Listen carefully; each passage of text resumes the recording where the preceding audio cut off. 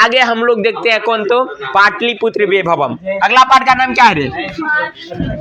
अगला पाठ का नाम क्या है? पाटलिपुत्र वैभवम। अगर पूछेगा पाटलिपुत्र वैभवम में किसकी चर्चा है, तो पटना नगर का। कौन नगर का? पटना नगर। पाटलिपुत्र वैभवम पाठ में किस नगर की व्याख्या, तो पटना नगर का। देखो पटना का इतिहास जो है ना 2500 वर्ष पुराना है। कितना वर्ष पुराना है? 25। पटना का इतिहास कितना वर्ष पुराना है? 25 वर्ष। यहाँ का राजनीतिक क्षेत्र, औद्योगिक क्षेत्र, पर्यटन क्षेत्र, ये सब क्षेत्र पटना का जो है ना आकर्षक है, लोग वहां देखने के लिए जाते हैं। तो अभी तक पटना में जो घूमने के लिए आए हैं उसके बारे में पूछता, तो पूछेगा कि पटना घूमने के लिए कौन कौन से विदेशी यात्री आए थे, तो एक नंबर में है मेगास्थनीज। मेगास्थनीज कौन? मेगास्थनीज। देखो मेगास्थनीज कहाँ का था, तो यूनान का था। तो इसे यूनान का ना राजदूत कहते हैं। यूनान का, तो सवाल भी पूछता है यूनान का राजदूत किसे कहा जाता है? मेगास्थनीज को। ये जो मेगास्थनीज है ना, ये आया था चंद्रगुप्त मौर्य के शासनकाल में। किसके शासनकाल में? चंद्रगुप्त मौर्य। किसके शासनकाल में? अच्छा, चंद्रगुप्त मौर्य किस वंश के संस्थापक थे, तो मौर्य वंश के। मौर्य वंश के संस्थापक कौन थे? तो ये बताओ बबुआ कि मेगास्थनीज कहाँ का राजदूत था, या नहीं तो यूनान का राजदूत कौन था? पटना नगर कितना वर्ष हाँ, पटना नगर का इतिहास कितना वर्ष पुराना? पाटलिपुत्र वैभवम पाठ में किस नगर की व्याख्या? Very good. मेगास्थनीज किसके शासनकाल में आया था? चंद्रगुप्त मौर्य किस वंश के संस्थापक? देखो मेगास्थनीज का एक रचना है, क्या है? नाम है इंडिका। नाम क्या है? इंडिका। इंडिका से हमें मौर्य वंश की जानकारी मिलती है। किस वंश की जानकारी मिलती है? तो बताओ इंडिका से किस वंश की जानकारी? मौर्य वंश के। किस वंश की जानकारी? मौर्य वंश की। मेगास्थनीज कहाँ का राजदूत था? यूनान का। मेगास्थनीज की रचना का नाम क्या है? इंडिका। इंडिका से किस वंश की जानकारी? मेगास्थनीज किसके शासनकाल में है? ऑब्जेक्टिव कंप्लीट हो रहा है ना? हो रहा है ना? चलो अगला देखो। अगला जो आया था उसका नाम था फाहियान। फाहियान। अगला कौन था? फाहियान। ये ना चीन का था। कहाँ का था? फाहियान के अलावा आया था कौन? हुयेन सांग। हुयेन सांग। उसके बाद आया था इत्सिंग। हुयेन सांग के बाद कौन आया था? और ये तीनों था चीन का। नामे से लग रहा, फाहियान, हुयेन सांग, इत्सिंग, ये कहाँ का था? चीन का। तो पूछेगा फाहियान कहाँ का यात्री था? कहाँ का था? चीन का। हुयेन सांग चीन का, इत्सिंग चीन का। अगर आपसे हम पूछे कि पाटलिपुत्र आने वाले विदेशी यात्रियों का नाम लिखे तो लिख देगा? पहला, दूसरा फाहियान, तीसरा हुयेन सांग, चौथा इत्सिंग। मेगास्थनीज किसके शासनकाल में आया था? चंद्रगुप्त मौर्य। किसके शासनकाल में? चंद्रगुप्त मौर्य किस वंश के संस्थापक? मौर्य वंश के। इंडिका किसकी रचना है? मेगास्थनीज की रचना का नाम क्या है? इंडिका। इंडिका से किस वंश की जानकारी मिलती है? इंडिका कहाँ का राजदूत था? सॉरी, मेगास्थनीज कहाँ का राजदूत था? फाहियान कहाँ का यात्री था? हुयेन सांग कहाँ का यात्री था? इत्सिंग कहाँ का यात्री थे? क्या किसी को दिक्कत समझ में आ गया? आगे बढ़े, इसको मिटा दे। तो पाटलिपुत्र का इतिहास कितना वर्ष पुराना है? पाटलिपुत्र वैभवम पाठ में किस नगर की व्याख्या? पटना कौन कौन घूमने के लिए आया था? तो एक नंबर में मेगास्थनीज, फाहियान, हुयेन सांग, इत्सिंग। मेगास्थनीज कहाँ का राजदूत? यूनान। मेगास्थनीज की रचना का नाम? मेगास्थनीज किसके शासनकाल में आया था? चंद्रगुप्त मौर्य के साथ। चंद्रगुप्त मौर्य किस वंश के संस्थापक? मौर्य वंश। फाहियान जो है कहाँ का यात्री था? चीन का। हुयेन सांग कहाँ का यात्री था? चीन का। कहाँ का था? और इत्सिंग कहाँ का यात्री था? चीन का। आगे देखो पटना के बारे में। देखो पटना को ना बुद्ध काल में ना पाटलीग्राम बोला जाता था। पटना को बुद्ध काल में यानी बुद्ध के समय, जिस समय भगवान बुद्ध थे उस समय क्या बोला जाता था? पाटलीग्राम। क्या बोला जाता था? पाटली। तो पूछेगा पटना को पाटलीग्राम के नाम से कब जाना जाता था? तो बुद्ध के समय में, यानी बुद्ध काल में। बुद्ध काल में। पूछेगा पटना घूमने के लिए बार बार कौन आए थे? बहुत बार कौन आए थे? तो भगवान बुद्ध आए थे। पटना घूमने के लिए बहुत बार कौन आए थे? तो भगवान बुद्ध। तो भगवान बुद्ध पटना घूमने के लिए बहुत बार आए थे। तो भगवान बुद्ध के समय जो पाटलीग्राम, पटना अभी जो है ना उसको बोला जाता था पाटलीग्राम। और पाटलीग्राम घूमने के लिए भगवान बुद्ध बहुत बार आए थे। तो जब भगवान बुद्ध आए थे तो भगवान बुद्ध ने पटना के बारे में ना टोटल 3 भविष्यवाणियां किए थे। कितना भविष्यवाणियां? 3। पहला भविष्यवाणी कहा कि ये जो नगर है ना एक दिन महानगर बनेगा। महानगर बनेगा। पटना एक दिन क्या बनेगा, उसका भविष्यवाणी सिद्ध हो गया। अभी बिहार की राजधानी क्या है, पटना है, ठीक ना। दूसरा कहा कि ये हमेशा अग्निकांड से, अग्निकांड, जल पुरस्य भय से घिरा रहेगा। भय, भय मतलब क्या होता है, अग्निकांड जल पुरस्य के भय से क्या रहेगा, तो के भय, भय मतलब होता है डर, के भय से क्या रहेगा, तो घिरा रहेगा। यह नगर एक दिन महानगर बनेगा, पहला भविष्यवाणी। दूसरा कहा कि अग्निकांड और जल पुरस्य के भय से क्या रहेगा, तो घिरा रहेगा। और अंतिम कहा, तीसरा कहा कि कलह, लड़ाई झगड़ा होगा यहाँ पे, यह हमेशा कलह से घिरा रहेगा। तीसरा क्या कहा, कलह, कलह का मतलब होता है लड़ाई झगड़ा, कलह का मतलब क्या होता है, लड़ाई झगड़ा। तो बताओ भगवान बुद्ध ने पाटलीग्राम के विषय में कितने भविष्यवाणी किए थे, 3। पहला, यह नगर एक महानगर बनेगा। दूसरा, यह नगर हमेशा अग्निकांड और जल पुरस्य, अग्निकांड मतलब होता आग, जल पुरस्य मतलब बाढ़, हमेशा बाढ़ से के भय से घिरा रहेगा। और तीसरा कलह, लड़ाई झगड़ा हमेशा होगा। अच्छा, ऐसा क्यों कहा होगा, क्या वो भी तो इंसान थे ना, बाद में ना बन गया, लेकिन कोई तो तर्क होगा ना कहने का। तो ये जो पटना पाटली नगर है, जो अभी वर्तमान में पटना है ना, ये 3 नदियों के संगम पे है। कितना नदी के संगम पे है, 3 नदी के। कितना नदी, पहला है सोन, गंगा, पुनपुन, सोन, गंगा, पुनपुन नदी के क्या है, तो संगम पे है।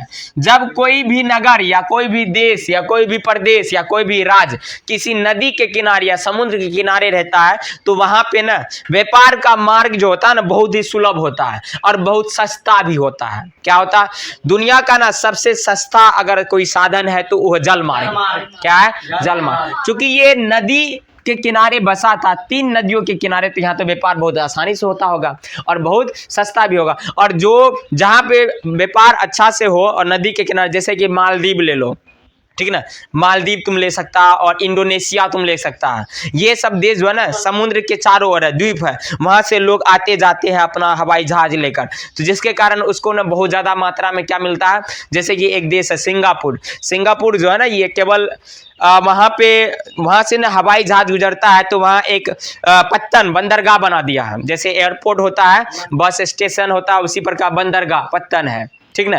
तो कोई भी देश का जहाज आता है, वहां रुकता है, तो उसका चार्ज लेता है। वहां हवाई जहाज में जो भी फ्यूल लगता है उसको देता है। जो उसके साथ आता है, जो भी सेना सब रहता है, वह वहां पे रुक कर खाना खाता, भोजन खरीदता है, तो उसका भी पैसा आता है, तो डायरेक्ट पैसा कमाता है। तो जिस कारण वो बहुत ज्यादा, उसको ना टाइगर ऑफ एशिया में गिना जाता है, टाइगर्स ऑफ एशिया, ठीक ना, एशिया का बाघ। इतना जल्दी से तरक्की किया है कि समझ में आ गया। तो चूंकि ये 3 नदियों के संगम पे था, तो उन्होंने सोचा कि ये जो है ना नगर एक दिन महानगर तो बनेगा, क्योंकि 3 नदी के संगम पे तो आसानी से व्यापार होगा, और व्यापार होगा तो एक जगह से लोग यहाँ से दूसरे जगह सामान जाएगा और दूसरे जगह का सामान यहाँ आ गया। दूसरा बोला कि अग्निकांड, चूंकि महानगर बनेगा तो बड़े बड़े उद्योग खुलेंगे, लोग का आवागमन ज्यादा हो जाएगा, लोग महानगर में आकर बहुत ज्यादा मात्रा में रहेगा। अगर उद्योग खुलेगा तो आग का तो खतरा रहेगा ही रहेगा, क्योंकि फैक्ट्री में आग तो लगते रहता। तीसरा, नदी के उसी में बोला कि बाढ़ से, चूंकि नदी के किनारे है, नदी के किनारे तो बाढ़ तो आना निश्चित है। और लास्ट में बहुत ज्यादा मात्रा में लोग रहेगा, हुमच कर लोग जाएगा, तो लड़ाई तो झगड़ा होवे करेगा। तो जिस वजह से बोला कि यह नगर एक महानगर बनेगा, अग्निकांड जल पुरस्य हमेशा हमेशा क्या रहेगा, घिरा रहेगा, और लड़ाई झगड़ा हमेशा क्या होते रहेगा। तो ये बताओ कि भगवान बुद्ध के समय पटना को किस नाम से जाना जाता था? अच्छा, पाटलीग्राम बार बार घूमने के लिए कौन आए थे? भगवान बुद्ध। भगवान बुद्ध ने पाटलिपुत्र के विषय में कितने भविष्यवाणी किया था? 3। कौन कौन? यह नगर एक महानगर बनेगा। दूसरा, जल पुरस्य यानी बाढ़ के और आग के भय से घिरा रहेगा। तीसरा, लड़ाई झगड़ा से घिरा रहेगा, कलह से क्या रहेगा, तो हमेशा घिरा रहेगा। टोटल कितना भविष्यवाणी हो गया? 3 भविष्यवाणी। कितना? देखो, ये जो पटना नगर है ना, इसका जो है ना रक्षा व्यवस्था बहुत ही उत्कृष्ट था। किसके समय में? तो चंद्रगुप्त मौर्य के समय में। किसके समय में? जो मौर्य वंश के संस्थापक थे उसका नाम था चंद्रगुप्त मौर्य। मौर्य वंश के संस्थापक कौन थे? चंद्रगुप्त मौर्य। चंद्रगुप्त मौर्य के समय में ना इसका रक्षा व्यवस्था बहुत ही क्या था, तो उत्कृष्ट था। क्या था तो बहुत ही ज्यादा मात्रा में उत्कृष्ट। अच्छा, उत्कृष्ट मतलब बहुत ही अच्छा। रक्षा व्यवस्था मतलब कोई भी इस नगर में कोई दुश्मन घुस नहीं सकता था, यहाँ आकर हमला नहीं कर सकता था, इतना स्ट्रॉन्ग था कि।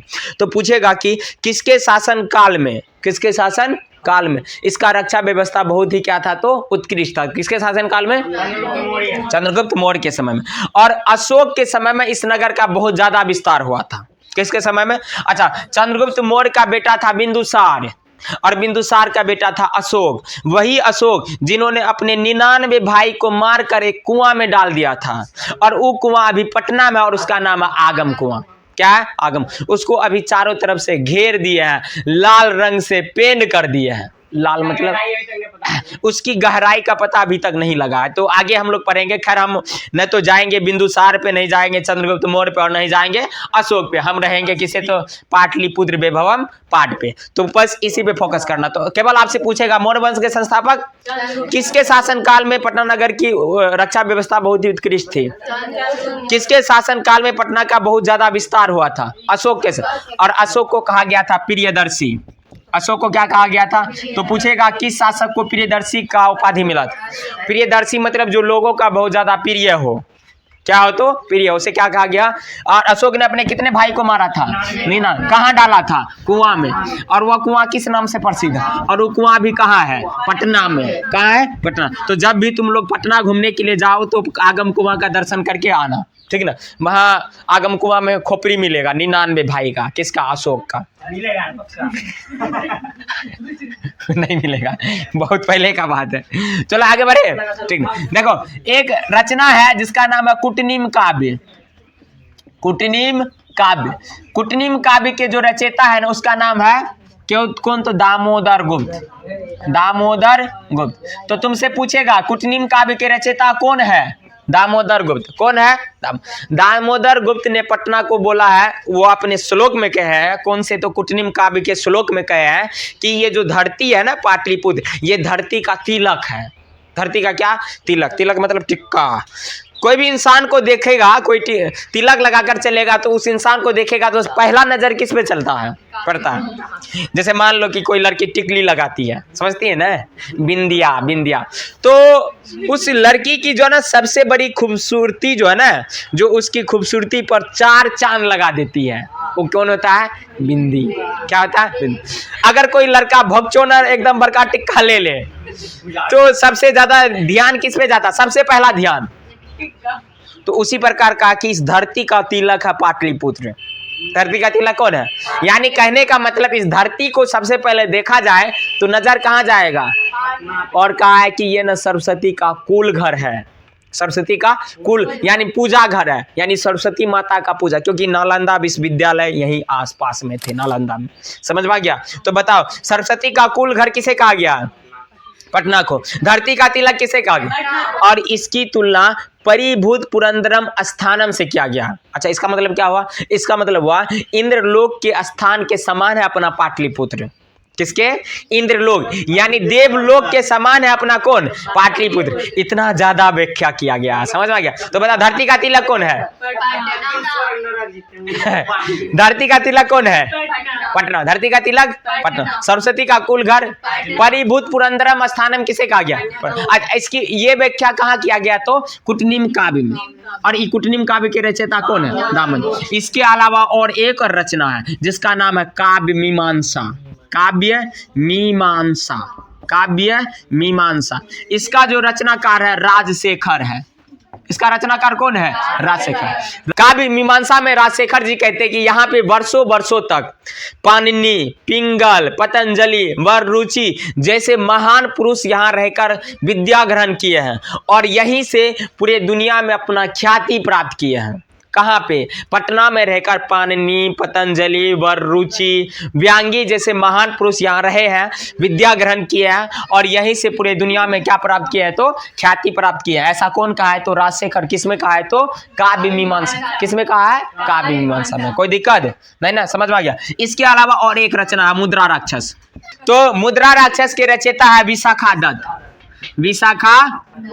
विशाखा दत्त। तो तुम लोग ना इसमें बहुत कंफ्यूजन होता। कुटनीम काव्य का रचयिता राजशेखर।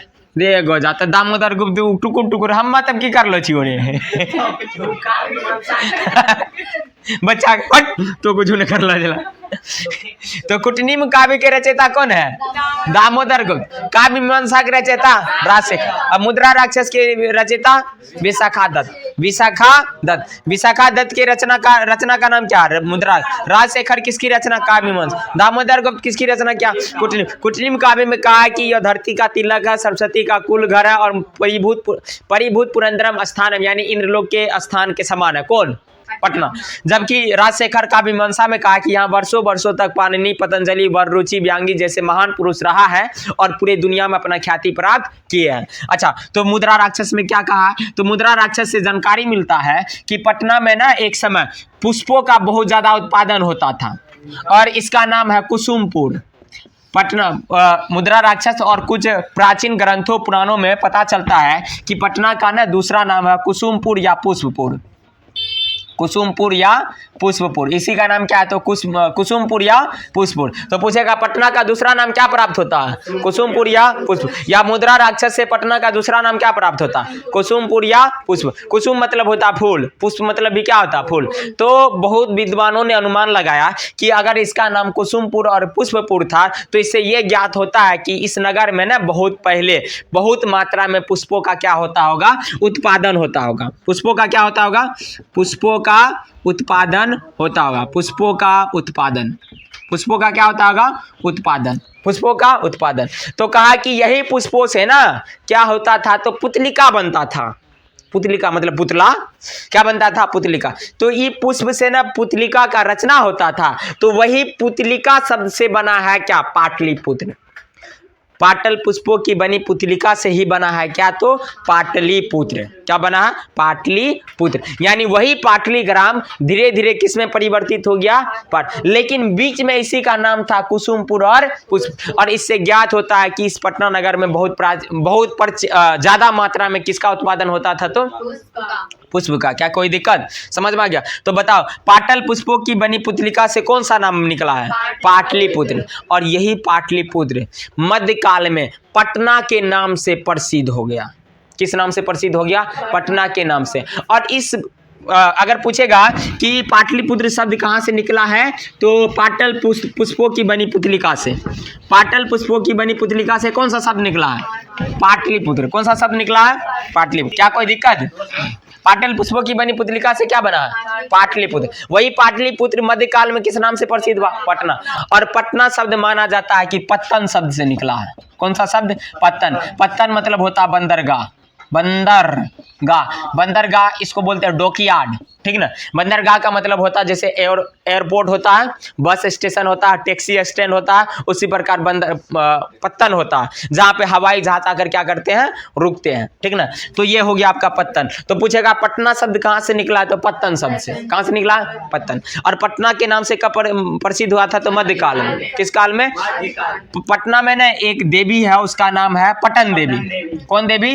पटन देवी। इसको बोला जाता है पटना की पालिका देवी। पटना की पालिका देवी, जिसका नाम क्या है? पटन देवी, जिसकी पूजा लोग वहां का अभी भी करते हैं। तो अगर पूछेगा कि पटना किस काल में प्रसिद्ध हुआ? मध्यकाल में। किस काल में? पटना शब्द कहाँ से निकला है? पत्तन शब्द से। पत्तन का अर्थ क्या होता है? बंदरगाह। पाटलिपुत्र शब्द कहाँ से निकला है? तो पाटल पुष्पों की बनी पुतलिका से।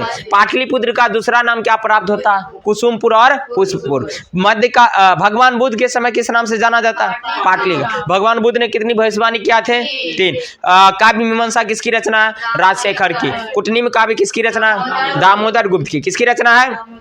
दामोदर गुप्त। कोई दिक्कत? तो पटना की पालिका देवी का नाम क्या है? पटन देवी। देखो और एक मध्य कुछ वर्षों तक, लगभग में 1000 वर्ष तक पटना में न अकाल पड़ा था। अकाल मतलब भूखमरी, बेरोजगारी, गरीबी, हर एक तरह के चीज से झेल कर बाहर हुआ था। कौन? पटना। कितने वर्ष तक? 1000 वर्ष तक। तो पूछेगा कितने वर्षों तक पटना में न अकाल पड़ा था? 1000। या जीर्ण हो गया था। कितने वर्ष तक? 1000 वर्ष तक। कितने वर्ष तक? 1000। और गुप्त वंश के काल में, किस वंश के काल में? गुप्त वंश के काल में ना पटना में कौमुदी महोत्सव होता था। कौमुदी महोत्सव। कौन सा महोत्सव होता था बबुआ? और ये होता था कौन ऋतु में? शरद ऋतु में। कौन ऋतु में? शरद। क्या कोई दिक्कत? तो पूछेगा कौमुदी महोत्सव किस वंश के काल में होता था? गुप्त वंश के। किस ऋतु में होता था? शरद ऋतु में। किस ऋतु में होता था? कह रहा कि ये कौमुदी महोत्सव में लोग उसी प्रकार खुश होते थे जिस प्रकार अभी हम लोग बड़े मजे से दुर्गा पूजा में एंजॉय करते हैं। देखता दुर्गा पूजा आता तो कितना आनंद छा जाता हमारे चेहरे पे। सब बच्चा सोचता कब मेला है, कब नवमी, छठ, पहला दूसरा तीसरा ज्यादातर लोगों को पता नहीं रहता, बच्चा सबको खास करके 8वीं नवमी को पता रहता, क्योंकि वो जाएगा चाटने के लिए, चाट खाने के लिए जाएगा चाउमीन। लड़की लोग को तो और पता रहता, लिपस्टिक वहीं से खरीदेगी, नहीं बिंदी ना खरीदेगी 2 टकिया, ठीक ना, ठीक ना 10 टका वाला लिपस्टिक घर लेगी, कहेगी लेक्मी का खरीदे हैं नहीं रे। कौमुदी महोत्सव किस वंश के काल में हुआ था? गुप्त वंश के। और कौमुदी महोत्सव कौमुदी महोत्सव किस ऋतु में मनाया जाता था? शरद ऋतु। कौन सा ऋतु? शरद ऋतु। क्या कोई दिक्कत? अब बात करते हैं वर्तमान के पटना नगर का। वर्तमान में पटना नगर बहुत विशाल है, इसका प्रतिदिन विस्तार होता है और बिहार राज्य की राजधानी है। कौन सी राज्य की? कह रहा कि इसके उत्तर दिशा में गंगा नदी है। पटना के उत्तर दिशा में क्या है? गंगा नदी है। उस गंगा नदी पे ना एक पुल है जिसका नाम है गांधी सेतु। गंगा नदी पे पुल है, उसका नाम क्या है? गांधी सेतु, जो कि एशिया का ना सबसे लंबा पुल है। एशिया का सबसे लंबा पुल गांधी सेतु। एशिया का सबसे लंबा पुल एशिया का सबसे लंबा पुल गांधी सेतु। कौन सा सेतु? जो गंगा नदी है ना, इसकी लंबाई है 2525। गंगा नदी की लंबाई कितना था? 2525। तो बताओ एशिया का सबसे लंबा पुल गांधी सेतु कहाँ है? वो पटना में है। कौन नदी पे है? गंगा नदी। कौन नदी पे बारे? गंगा नदी। तो पटना अभी वर्तमान में किसकी राजधानी है? भारत का ना बिहार की है। किसकी राजधानी है? बिहार की है। किसकी राजधानी? कह रहा कि यहाँ पे ना बहुत ही दर्शनीय स्थल है। दर्शनीय स्थल में जैसे कि हो गया तुम्हारा उच्च न्यायालय। हर राज्य में ना एक हाई कोर्ट होता है, जो कि अपना कहा पटना में उच्च न्यायालय हो गया। सचिवालय, गोलघर, आगम कुआं, ठीक ना, ये सब क्या दर्शनीय। महावीर मंदिर, पालिका देवी मंदिर, ये सब क्या है? तो वहां पे दर्शनीय स्थल है। कहाँ पे? पटना में। गुरुद्वारा, वहीं पे सिख धर्म के 10म गुरु, सिख धर्म के 10म गुरु गोविंद सिंह का जन्म हुआ था। गुरु गोविंद, और इसी के जन्म स्थान पे ना गुरुद्वारा है। क्या है? तो गुरुद्वारा। सिख धर्म का सबसे पवित्र स्थान है गुरुद्वारा पटना में, जो कि गुरु गोविंद सिंह का क्या है? तो जन्म स्थान है। ये सिख धर्म के 10वें गुरु हैं। कौन से गुरु थे? 10वें। तो उस गुरुद्वारा का दर्शन करने के लिए, जो वहाँ दर्शनीय स्थल है, उसका दर्शन करने के लिए बहुत दूर दूर से लोग सब क्या करते हैं? आते हैं, ठीक ना। वो पर्यटन क्षेत्र के रूप में क्या है? तो विस्तार है।